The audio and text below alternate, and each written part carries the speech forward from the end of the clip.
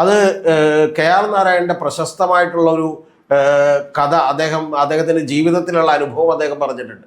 എന്ന് പറഞ്ഞാൽ അദ്ദേഹം വളരെ ദാരിദ്ര്യമുള്ള ഒരു കുടുംബത്തിൽ നിന്നായിരുന്നു. 4 നേരം പോയിട്ട് 1 നേരം പോലും ഭക്ഷണം കിട്ടാത്ത, വിശപ്പ് കൊണ്ട് കണ്ണ് കാണാതായിട്ടുള്ള ഒരു കുടുംബത്തിൽ നിന്നായിരുന്നു.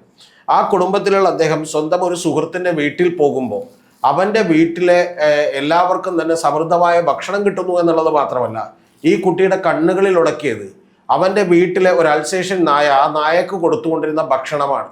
അപ്പോൾ അങ്ങനെ ഭക്ഷണമായപ്പോൾ ഒരിക്കൽ ക്ലാസ്സിലെ കുട്ടികളോട് എല്ലാവരോടും കെ ആർ നാരായണൻ ചോദിച്ചു, കെ ആർ നാരായണനോടടക്കം ടീച്ചർ ചോദിച്ചു, നിങ്ങളുടെയൊക്കെ ആഗ്രഹം എന്താണ് എന്ന് ചോദിച്ചപ്പോൾ ഈ പറയുന്ന കെ ആർ നാരായണൻ എന്ന് പറയുന്ന കുട്ടി എഴുന്നേറ്റ് എന്ന് പറഞ്ഞത്, എൻ്റെ തൊട്ടടുത്ത വീട്ടിലെ കുട്ടൻ എന്നാണ് ആ സുഹൃത്തിൻ്റെ പേരെന്ന് ഞാൻ വിചാരിക്കുന്നു, അത്തരത്തിലുള്ള സുഹൃത്തിൻ്റെ വീട്ടിലെ പട്ടിയായാൽ മതിയായിരുന്നു എന്നുള്ളതാണ്. എന്ന് പറഞ്ഞാൽ അത് ആത്മാർത്ഥമായി പറഞ്ഞൊരു അഭിപ്രായമാണ്.